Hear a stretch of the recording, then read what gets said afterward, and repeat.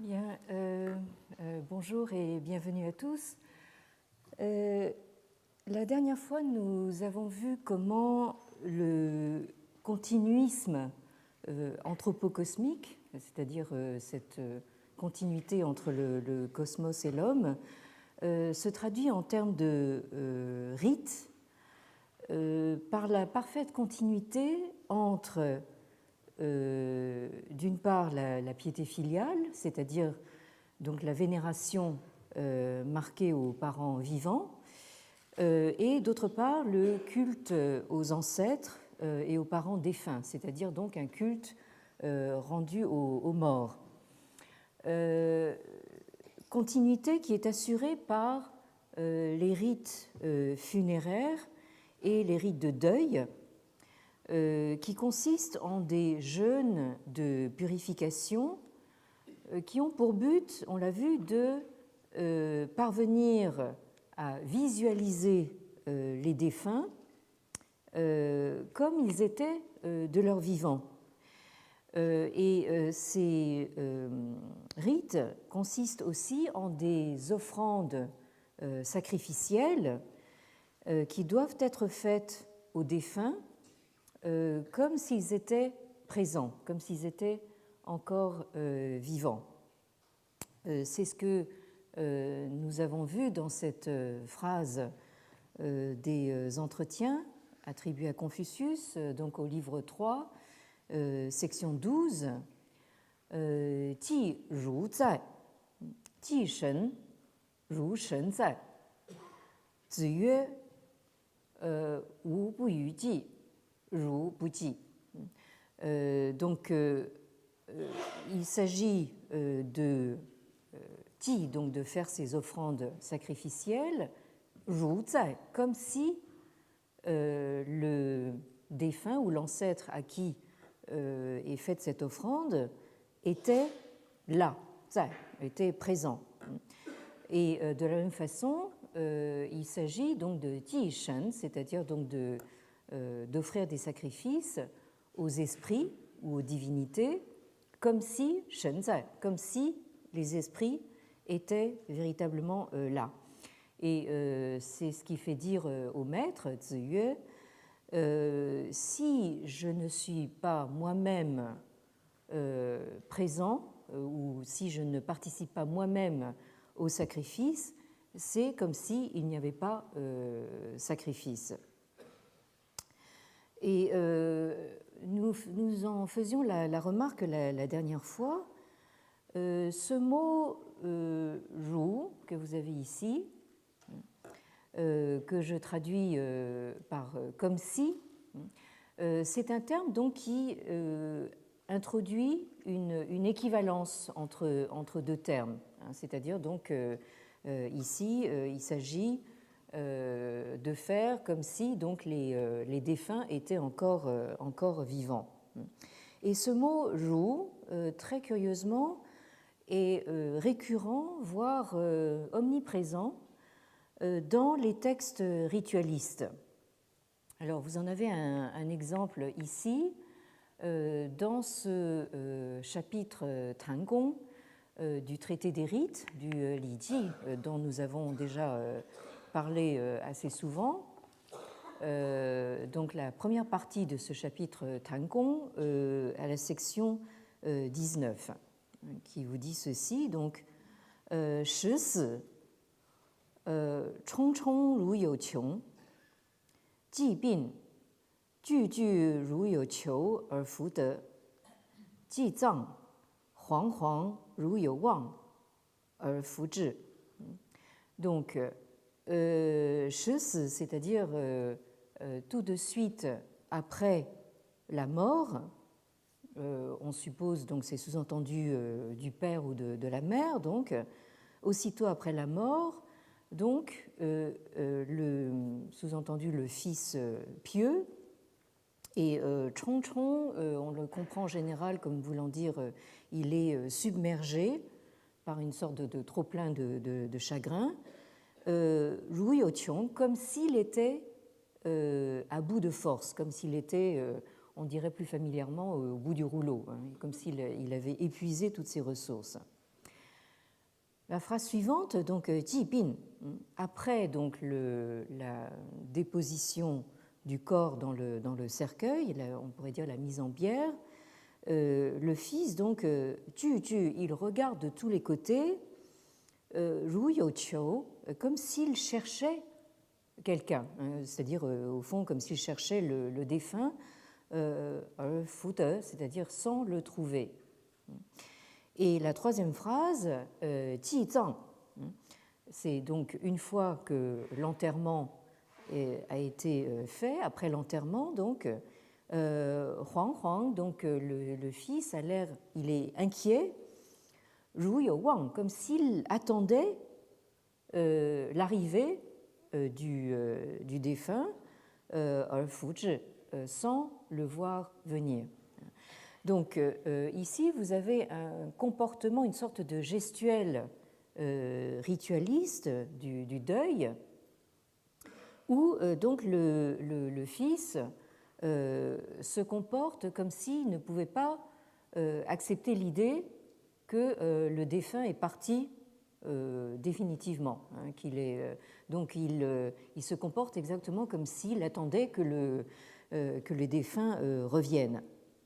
Alors, vous remarquerez ici, même sans lire le chinois, donc les constructions parallèles que j'ai dégagées justement en scindant le passage en ces trois phrases, qui marquent donc les différentes phases du rite funéraire. Donc, vous avez juste après le décès, ensuite après la mise en bière et enfin après l'enterrement. J'attire votre attention aussi sur les effets de rime.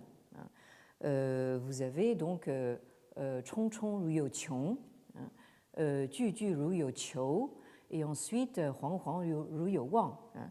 Et cette récurrence des impressifs qui sont marqués par des mots redoublés ici, donc Chong Chong, Ju Ju, Huang Huang, et enfin donc la récurrence dans ces trois construction parallèle donc du terme ru, comme si. Donc il s'agit toujours de faire comme si le défunt était encore vivant. Et alors ce comportement comme si hésitant, on le retrouve dans de très nombreux contextes ritualistes, à commencer par le comportement qui est attribué à Confucius lui-même dans son existence, on pourrait dire au quotidien. Et vous avez ces notations dans les premières sections du livre 10 des entretiens. Alors ce livre 10 commence de cette façon, donc Kongzi yu xiangdang, xun xun ru ye, si bu neng yan zhe. Donc, Maître Krong, c'est-à-dire donc Confucius, quand il est donc dans son xiangdang, c'est-à-dire dans son village ancestral, quand il est au fond chez lui, xun xun ru ye, il est comme un homme simple, on pourrait dire direct, un homme simple, on pourrait dire, si bu neng yan zhe, il semble ne pas être capable de parler, ne pas savoir parler. En revanche, qi zai zongmiao chaoting, bian bian yan, wei jing'er, quand il est donc au zongmiao, c'est-à-dire au temple des ancêtres, et chaoting, donc à la cour de son prince, Bian Bian Yan, là, il parle avec aisance, il sait bien parler, seulement donc Jin, en faisant attention à ce qu'il dit. Et la notation continue donc dans la deuxième section, toujours au début de ce même livre 10. Chao yu xia da fu yan, kan kan ru ye, yu shang da fu yan, yin yin ru ye. Alors, à la cour, ici, donc. Oui, à la cour, on répond au téléphone. Donc, à la cour, quand il parle aux xia dafu, c'est-à-dire donc aux officiers de rang inférieur, il il a l'air franc et ouvert. Et yu shang da fu yan, donc quand il parle aux officiers de rang supérieur, yin yin ru ye, il a un air donc plein de respect. Ensuite, jun zai, cu ji ru ye, yu yu ru ye. Donc, quand le prince est présent, donc à la cour, quand il est en présence du prince, j'ai presque envie de traduire par il a l'air de marcher sur des œufs, c'est-à-dire en fait il se déplace, il se meut avec une certaine nervosité. Et il prend un air très concentré, très pénétré. Donc, vous remarquerez ici donc c'est la récurrence de ce terme jou, qui qualifie donc le comportement ritualisé attribué à Confucius, qui est représenté ici comme le sage parfait, dans la mesure où il ne se contente pas de se comporter de manière rituelle uniquement dans les circonstances exceptionnelles, somme toute du deuil d'un parent, mais au fond dans toutes les circonstances de la vie, qu'il soit chez lui, donc dans son village, ou bien au temple ancestral, ou bien à la cour. Et c'est donc ce parfait continuum entre donc les rites, disons, de la vie ordinaire et les rites funéraires, les rites du deuil. C'est ce parfait continuum qui a fait dire donc à Mauss, lorsqu'il commentait le travail de Groth, donc sur le système religieux de la Chine il y a un siècle. Donc Mauss disait la vie des morts finit par encombrer celle des vivants. C'est-à-dire que vous avez une telle continuité que finalement les morts ne s'en vont jamais vraiment, ils sont toujours là.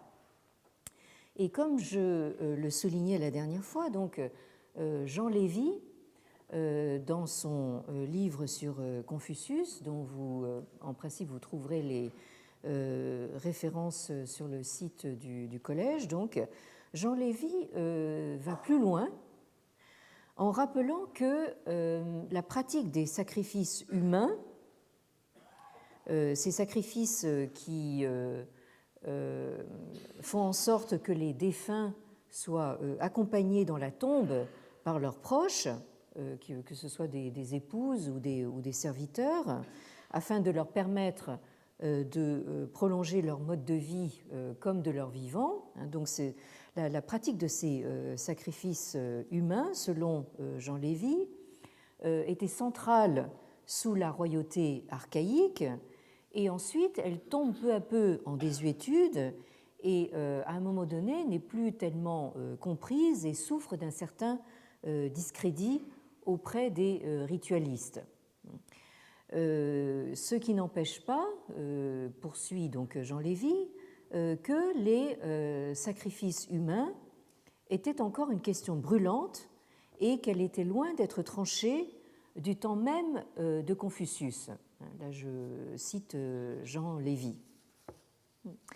Et vous avez donc dans le traité des rites, toujours dans ce fameux Li Ji, toujours au même chapitre Tangong, des considérations intéressantes justement sur cette ambiguïté entre justement, enfin dans la façon de traiter les défunts. Là, Confucius, on le sent extrêmement partagé. Donc, dans ce passage de la première partie du chapitre Tangong, la section 74, on fait dire à Confucius, donc Krongziyue, maître Krong dit, 至死而至死之不仁而不可为也. Donc, quand on traite les défunts et qu'on les considère comme 至死, c'est-à-dire totalement morts. Alors là, j'attire votre attention ici, pour ceux d'entre vous éventuellement qui lisent un peu le chinois. Donc, 至死之, c'est une façon très intéressante d'utiliser dans une acception verbale un substantif. Alors, 至死, ce sont des gens qui sont morts, vraiment morts.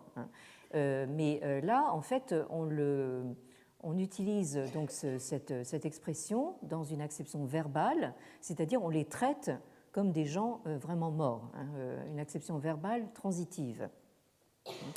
Donc, quand on traite les défunts et qu'on les considère comme vraiment morts, c'est 不仁, c'est manquer d'humanité et donc 不可为也, ça ne peut pas se faire. Mais d'un autre côté, donc, 至死而至生之不知而不可为也. Mais traiter les défunts et les 至生之, c'est-à-dire les traiter, les considérer comme vraiment vivants, là, c'est manquer de 知, c'est-à-dire non pas de connaissance ici, mais de jugement, et ça ne peut pas se faire non plus.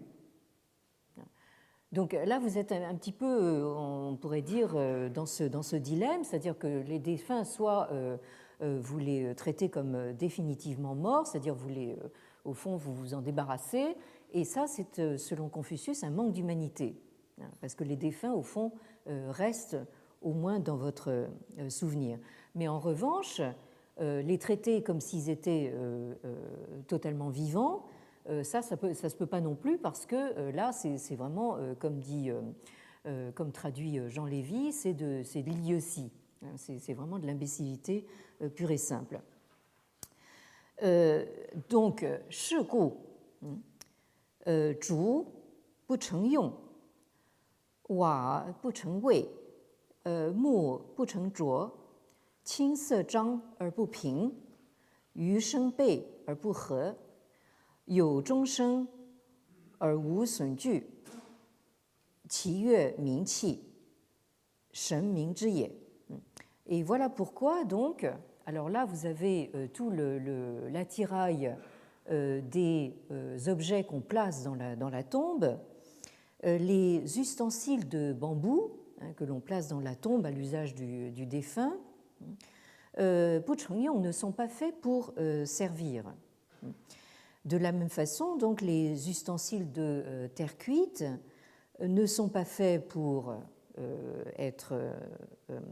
contenir quelque chose. Les ustensiles de bois ne sont pas faits pour être sculptés, ou ils sont sculptés de façon grossière. Les qingse, c'est-à-dire les luttes, ont des zhang, des cordes tendues, mais pas puping, mais ces cordes ne sont pas tendues pour faire de la musique, donc elles sont tendues mais pas de façon homogène. De la même façon, donc les yusheng, ce sont des sortes d'orgues à bouche, enfin des instruments à vent. Pei, ils sont au complet, mais pas accordés. Et les zhongsheng, c'est-à-dire donc les cloches et les pierres sonores, les lithophones, sont bien là, yo, ils sont bien là, mais pas les suanju, c'est-à-dire les montants. Autrement dit, donc, vous avez ces séries de cloches ou ces séries de pierres musicales, mais qui ne sont pas suspendues à des montants, de façon que justement, on ne peut pas, de telle sorte qu'on ne peut pas les faire résonner.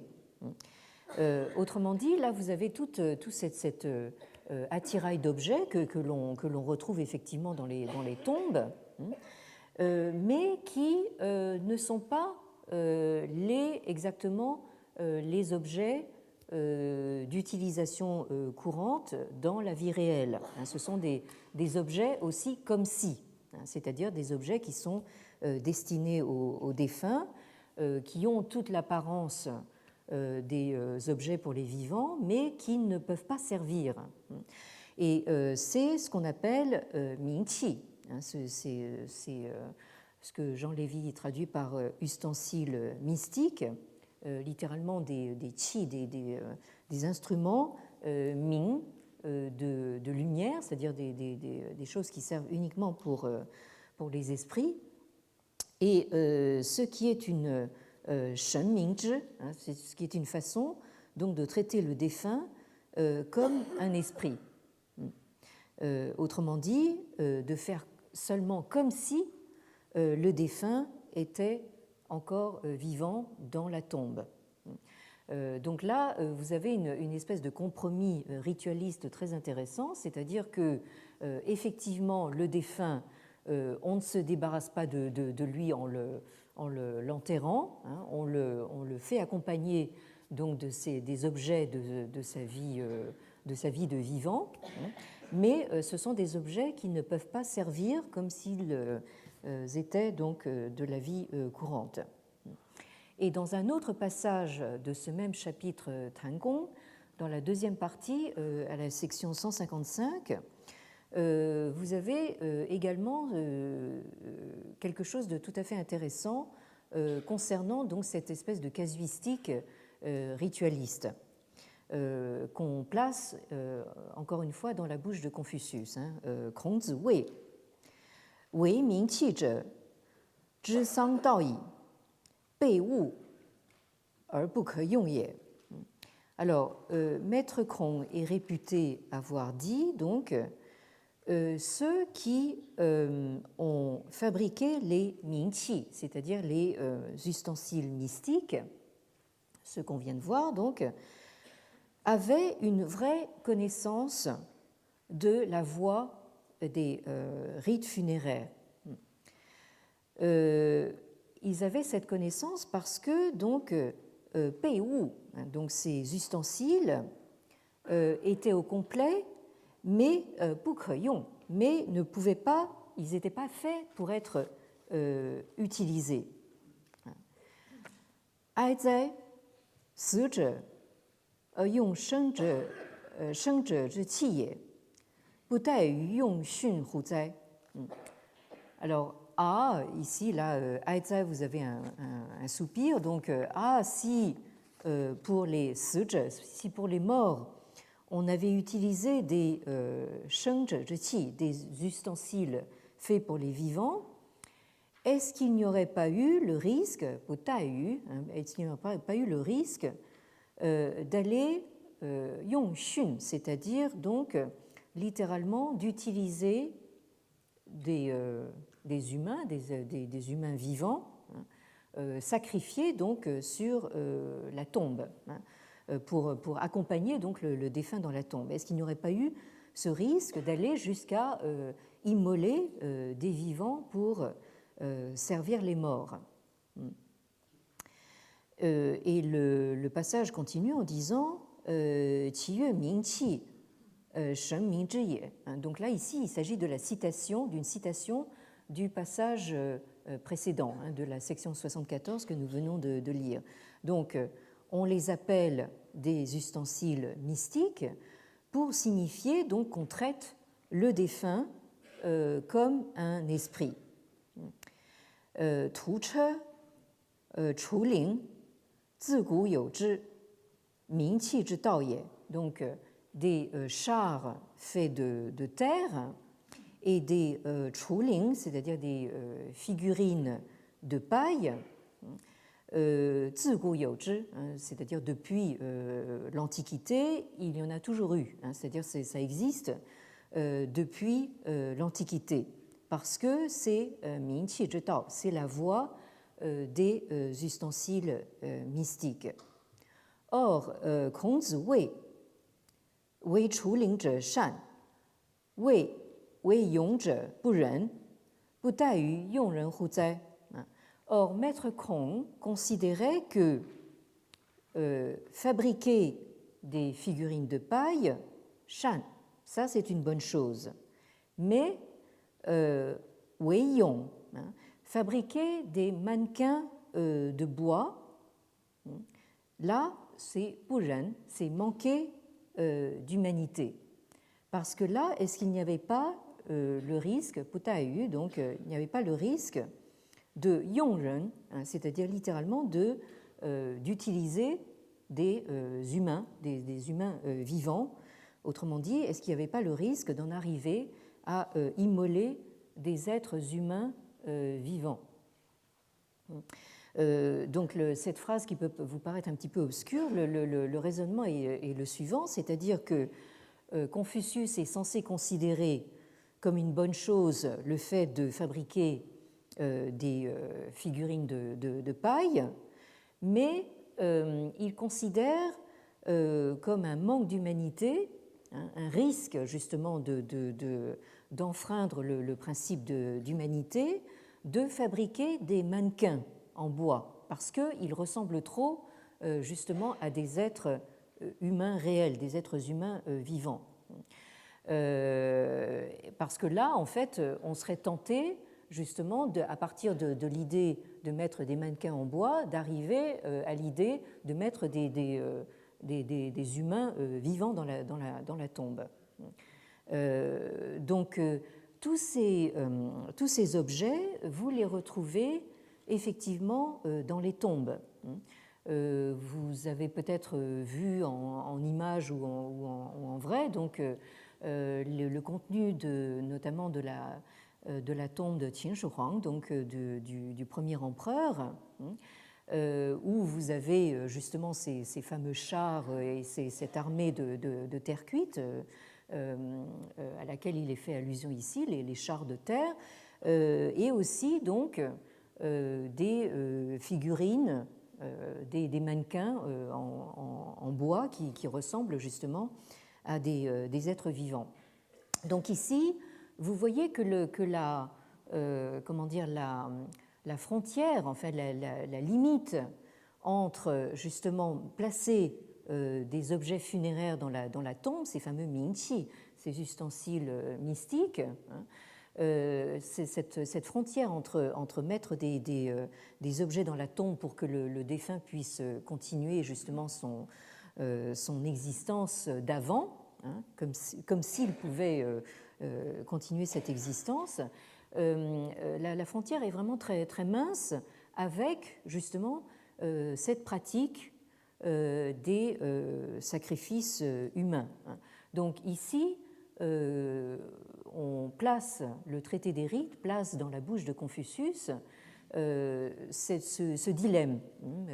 Les deux passages que nous venons de lire montrent bien donc comment Confucius essaye de se tirer de ce dilemme en disant bon, oui, au fond, c'est bien de mettre ces objets, mais il ne faut pas qu'ils ressemblent trop justement à des objets réels, et il ne faut pas que les figurines que l'on place à la place justement des serviteurs qui ressemblent trop à des êtres humains.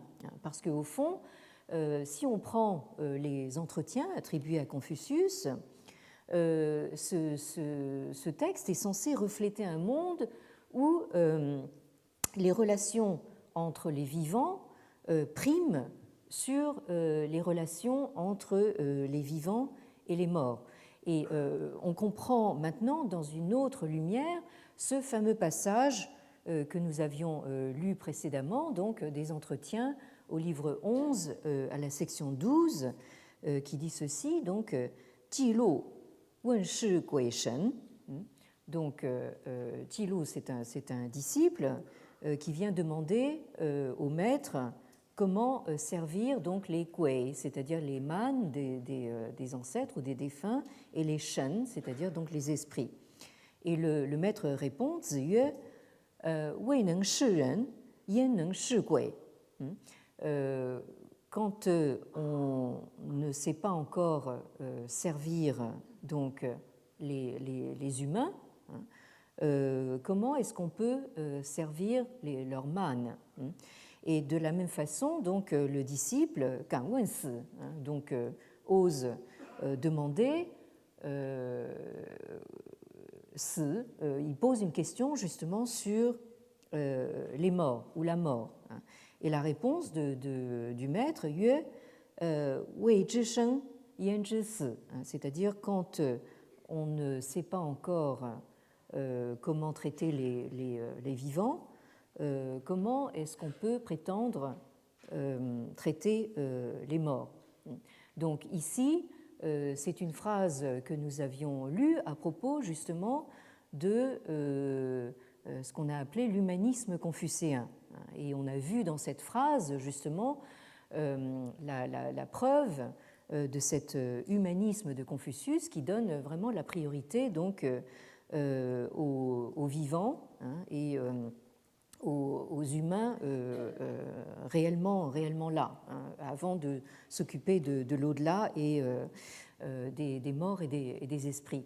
Mais si on replace justement cette phrase dans le contexte que j'ai essayé de mettre en place depuis quelque temps, donc vous voyez qu'ici, on comprend la phrase un petit peu dans une autre lumière.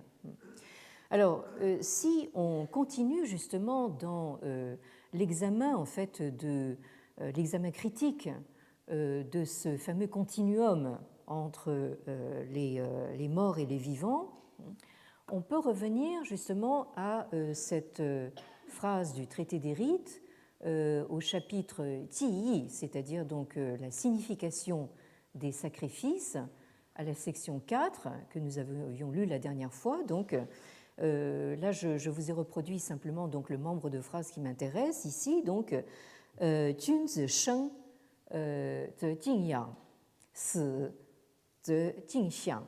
Donc avec l'effet de rime entre yang et xiang. Donc l'homme de bien, donc cet idéal confucéen du vivant de ses parents, sheng, quand les parents sont encore vivants, il met tout son respect à yang, à les nourrir, à leur donner à manger matériellement. Bon. Et et quand ils sont morts, après leur mort, il met tout son respect à les xiang, à leur faire des offrandes sacrificielles, c'est-à-dire au fond à les nourrir symboliquement. Mais justement, en fait, là aussi, vous avez cette ambiguïté de la frontière entre de la nourriture réelle et de la nourriture symbolique, exactement comme cette frontière très au fond, très peu marquée entre les ustensiles dont on se sert dans la vie courante et les ustensiles mingqi que l'on place dans la tombe, qui ont toute l'apparence des ustensiles courants, mais dont on ne peut pas se servir. Et si vous prenez les entretiens au livre 2, à la section 7, vous avez donc un disciple, Ziyou, qui vient poser la question de la piété filiale. Ziyou wen xiao. Donc ce fameux terme de xiao qui nous occupe depuis quelque temps et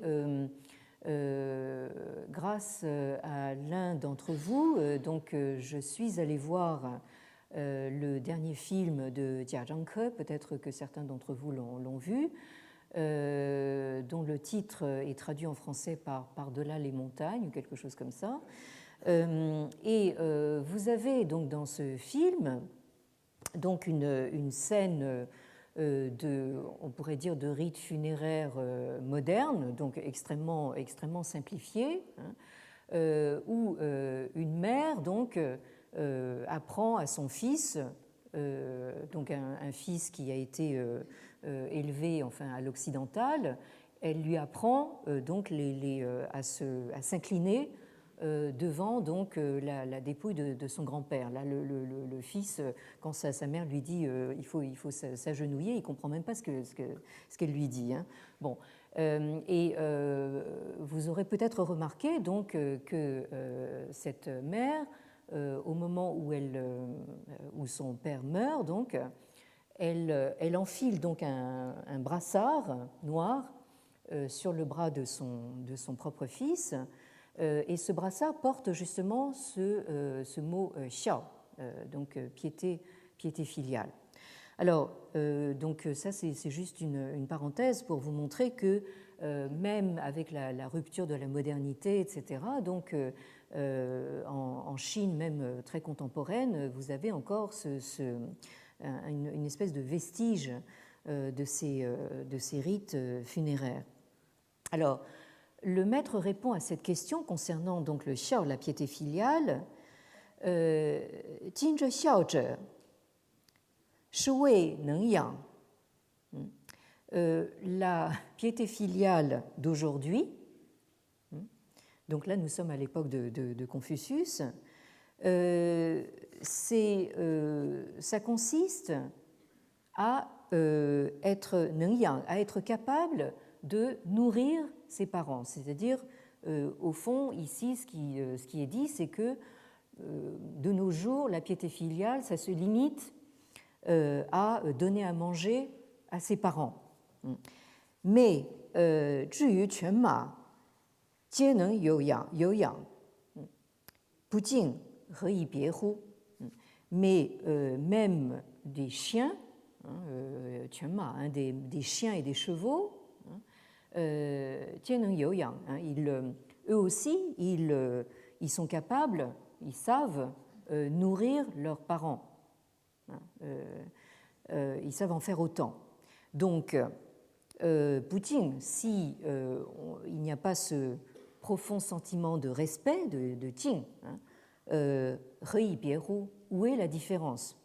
Autrement dit, si la piété filiale se limite à donner à manger, à nourrir ses parents, hein, à ce moment-là, les animaux en font autant. Hein. Donc, est-ce que c'est vraiment ça qu'on appelle donc l'humanité, hein? Est-ce que notre humanité réside en cela, simplement à se contenter de nourrir ses parents?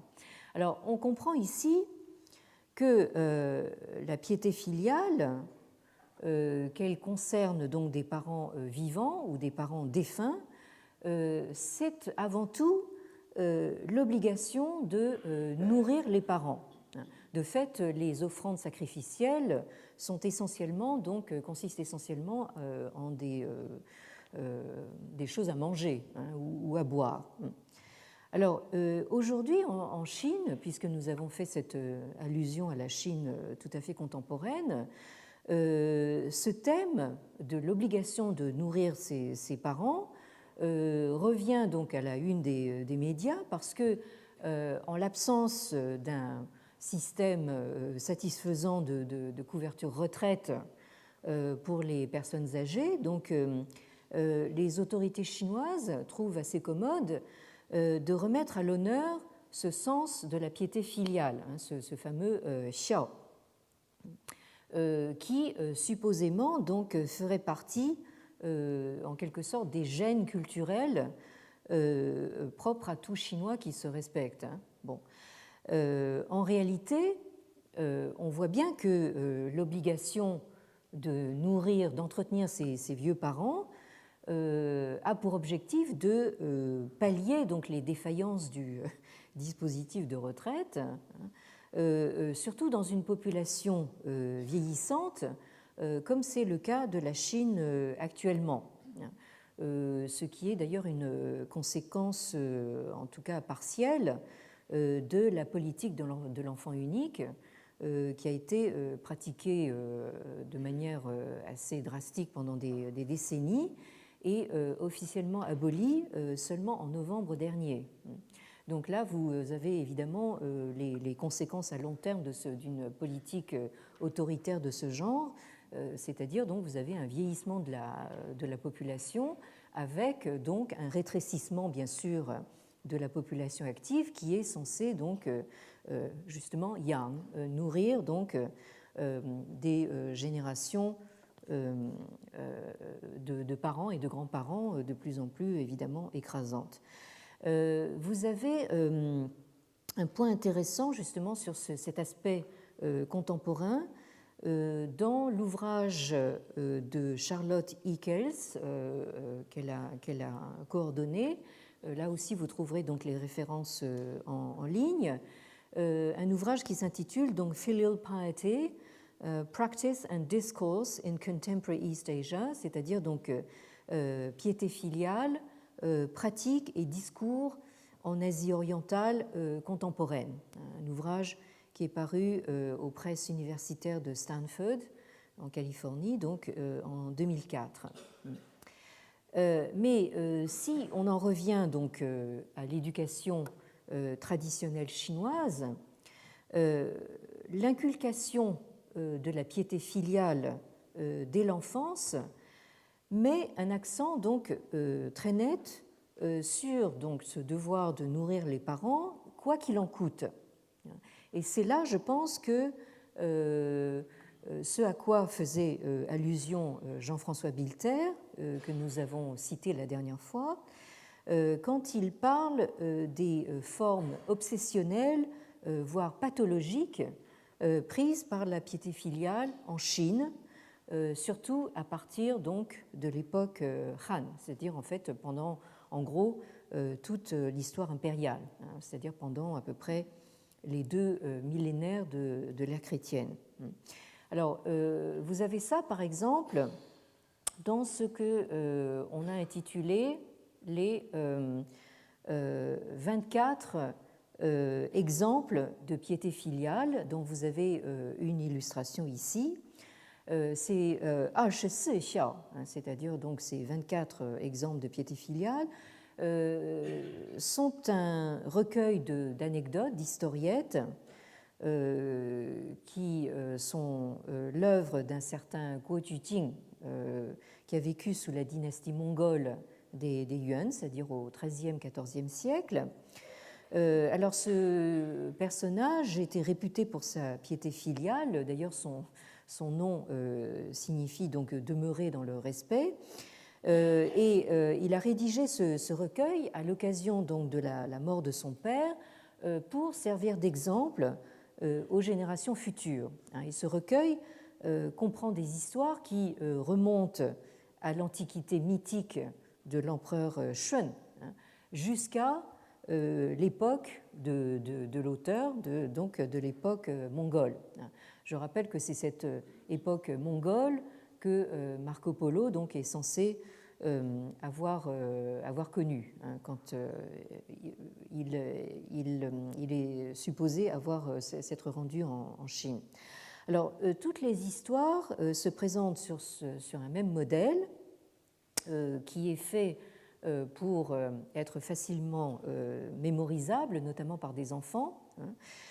Donc, il y a une sorte de mnémotechnique ici. Vous avez d'abord un titre à 4 caractères qui est formulé comme un chengyu, c'est-à-dire donc une expression consacrée à 4 caractères dont les Chinois raffolent. Puis vous avez quelques lignes pour raconter l'histoire et enfin vous avez chaque fois une comptine en vers, de 4 vers à 5 caractères qui résume la morale de l'histoire. Alors ce recueil a fait l'objet de très nombreuses éditions à large diffusion, notamment des éditions illustrées qu'on a appelées donc les c'est-à-dire donc les 24 exemples de piété filiale illustrés avec images. Alors la diffusion de ce recueil n'a été interdite qu'avec l'arrivée au pouvoir des communistes en 1949. Mais ce qui est tout à fait intéressant, c'est qu'elle a repris dès donc les années Deng Xiaoping, dès donc la sortie du maoïsme, après la révolution culturelle, donc dès les années 1980. Et je me suis procuré donc en Chine, c'est très facile, ça se vend dans toutes les librairies, ce petit livret donc qui s'intitule le Xia, et qui vous présente donc cet ouvrage en bande dessinée. Donc là, manifestement, ça vise un public vraiment très, très, très jeune. Et je vous ai apporté en prime également en bande dessinée L'enfance de Confucius. Je vous le laisse ici pour consultation. Et donc ça vous montre que même donc en Chine actuelle, vous avez donc ce retour justement de ces valeurs traditionnelles. Et parmi les historiettes qui composent le recueil, la plupart mettent en scène des fils pieux qui feraient n'importe quoi pour prendre soin le plus souvent de leur mère dans ses vieux jours. Donc là, c'est très souvent en fait une histoire donc de fils et non pas de filles, mais qui feraient vraiment n'importe quoi pour subvenir aux besoins donc de leur mère âgée. Et quand je dis n'importe quoi, ça peut aller jusqu'à des détails carrément scatologiques, c'est-à-dire donc le fils pieux met un point d'honneur à vider et nettoyer le pot de chambre, ou même à goûter les excréments pour savoir quel est l'état de santé donc de sa vieille mère. Mais ce qui est frappant, c'est que dans la plupart des histoires, il est question de vraiment faire n'importe quoi pour pouvoir nourrir donc le vieux parent en lui apportant ses mets préférés. Vous avez par exemple l'histoire d'un fils qui n'hésite pas à se déshabiller complètement, se mettre tout nu sur la glace d'un lac gelé pour faire fondre la glace avec la chaleur de son corps, et tout ça pour rapporter donc des carpes à sa belle-mère, parce que sa belle-mère a tout d'un coup une envie de carpe. Et donc là, le fils pieux, ici il s'agit du gendre, en fait, vraiment va très très loin justement pour se procurer ces carpes. Alors, d'autres anecdotes visent à illustrer la piété filiale en allant encore plus loin, c'est-à-dire en parlant de se couper un morceau de chair pour préparer, par exemple, une soupe bien nourrissante pour les parents. Alors, cette polarisation de la culture ritualiste confucéenne sur la piété filiale explique qu'elle a été l'une des cibles principales de l'iconoclasme révolutionnaire des intellectuels modernistes du début du XXe siècle. Vous avez par exemple un nom qui reviendra, donc Chen Duxiu, qui a été l'un des dirigeants à l'université de Pékin déjà du mouvement du 4 mai 1919, un mouvement moderniste à tout crin, et qui a été également l'un des cofondateurs du Parti communiste chinois, donc en 1921. Et Chen Duxiu est connu pour avoir déclaré que la piété filiale est le pire des maux et l'origine de tous les vices. Et dans ce sens, on peut dire que Chen Duxiu prenait exactement le contre-pied d'une fameuse phrase du Mencius qui disait que Pu xiao you san, wu hou wei da, c'est-à-dire donc parmi les trois façons de manquer à la piété filiale, la plus grave, c'est de ne pas avoir de descendance. Donc là, en fait, Chen Duxiu prend exactement le contre-pied en disant que la piété filiale, au contraire, c'est vraiment le pire des maux. Et vous avez également le grand Lu Xun, donc l'un des plus grands écrivains du XXe siècle chinois, qui consacre un texte extrêmement critique au Xiaotu, c'est-à-dire aux 24 exemples de piété filiale illustrés, dans un recueil de textes traduit en français sous le titre Fleurs du matin cueillies le soir, qui date de 1927, et également dans un texte daté de 1918, un texte extrêmement connu qui s'appelle Le Journal d'un fou, Kuang Ren Zhe Ji, paru justement dans cette revue dont vous avez la couverture sur la diapositive, cette revue fondée par Chen Duxiu, dont je viens de parler, qui s'appelle Xin Qingnian, donc, et qui porte en sous-titre donc le titre français La jeunesse. Donc là, c'est intéressant que vous ayez cette revue qui se donne justement un sous-titre délibérément français. Donc, dans ce journal d'un fou, Lu Xun enfonce le clou, si j'ose dire, de manière tout à fait radicale et visionnaire, voire hallucinatoire. Alors, je vous ai reproduit donc ce passage, histoire de changer un petit peu de nos vieux grimoires. Ici, vous avez de la prose moderne. 凡事总需研究，才会明白. Donc, toute chose a besoin d'être étudiée pour être comprise. Je vous donne ici la traduction d'un des meilleurs spécialistes actuels en France de Lu Xun, qui s'appelle Sébastien Weg, V-E-G, qui a traduit donc ce texte dans un recueil intitulé Cri, un Nahan, publié aux presses de l'École normale supérieure en 2010. Sébastien Weg est actuellement donc directeur d'études à l'EHESS et donne un cours malheureusement auquel je ne peux pas assister parce que ça intervient juste à peu près en même temps que mon cours et mon séminaire du jeudi à l'EHESS. Donc, dans ce texte, Lu Xun continue en disant donc 古来时常吃人，我也还记得，可是不甚清楚. Donc, dans le passé, on mangeait souvent des humains. Moi-même, je m'en souviens, mais pas très clairement. Là, c'est quelqu'un d'un peu dérangé qui parle. 我翻开历史一查，这一历史没有年代，歪歪斜斜的每一页上都写着仁义道德几个字。J'ai ouvert un livre d'histoire pour vérifier, aucune indication chronologique, mais sur toutes les pages, écrits dans tous les sens, on lisait les mots humanité, justice, voie, vertu. 仁义道德, là, ce sont quatre mots qui sont des mots-clés dans le vocabulaire confucéen. 我横竖睡不着，仔细看了半夜，才从字缝里看出字来，满本都写着两个字，是吃人。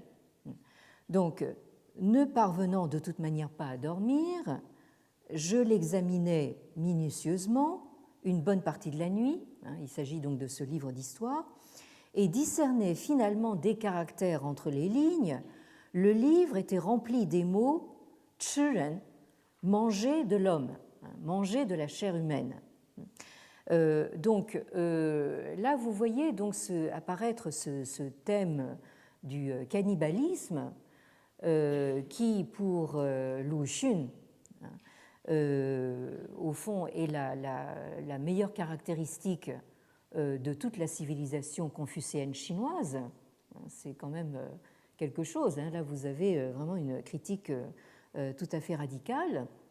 Et ce thème du cannibalisme, et je vais en terminer là aujourd'hui, donc hante, on pourrait dire, toute la littérature chinoise moderne et se retrouve de fait dans l'œuvre de Mo Yan, donc cet écrivain qui a reçu le prix Nobel donc, en 2012. Je finirai justement sur les propos de Mo Yan dans un entretien qu'il a accordé à Noël Dutrey, donc un collègue qui enseigne à Aix-en-Provence et qui est traducteur entre autres de l'autre prix Nobel, mais pas reconnu en Chine, donc de Gao Xingjian. Donc cet entretien est daté de 2000, de l'an 2000, c'est-à-dire en fait bien avant, 12 ans avant l'attribution du prix Nobel à Mo Yan. Et l'entretien porte plus spécialement sur le roman Jiuguo, c'est-à-dire donc le pays de l'alcool. Alors, Mo Yan dit ceci, existe-t-il réellement dans la société chinoise des faits de cannibalisme? Historiquement, c'est sûr. Prenez l'exemple de Yiya, à l'époque des royaumes combattants, qui a donné son fils à manger au duc Huan de Qi. D'autres faits sont attestés à l'époque féodale. La piété filiale contraignait à donner sa propre chair pour guérir ses parents. Donc là, vous avez une allusion justement à ce que je disais tout à l'heure. Lu Xun et son journal d'un fou qui se termine par l'appel « Sauvez les enfants ». Et les témoignages de Zheng Yi à l'époque de la Révolution culturelle sur des actes de cannibalisme dans le sud de la Chine. Tout prouve que le cannibalisme a existé. On en trouve aussi des traces dans le roman des Trois Royaumes, le Sanguo Yanyi, ou Au bord de l'eau, le Shuihu. Mais pour ce qui est de notre époque, nous n'avons pas réellement de preuves que des enfants aient été dévorés, comme je l'écris dans mon roman, où le cannibalisme a une valeur plutôt symbolique.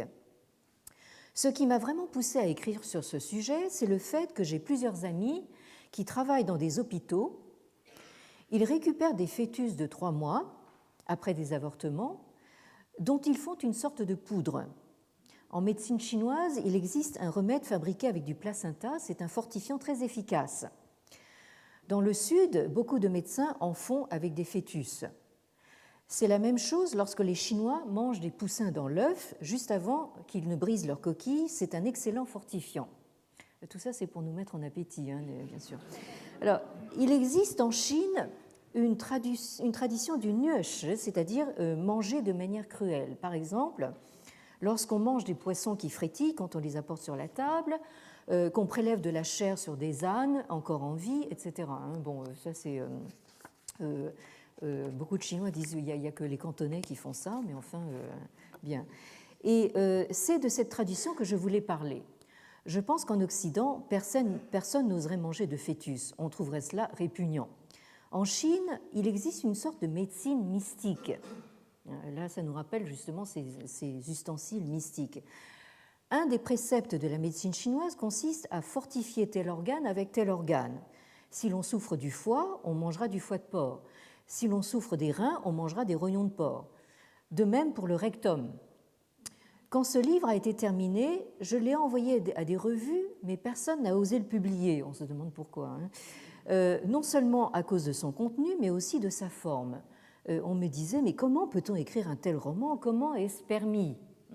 Mais là, en fait, vous avez quelqu'un qui vous dit, bon, oui, en fait, ce que j'ai écrit, ça a valeur symbolique, mais en réalité, il vous montre aussi des exemples tout à fait réels.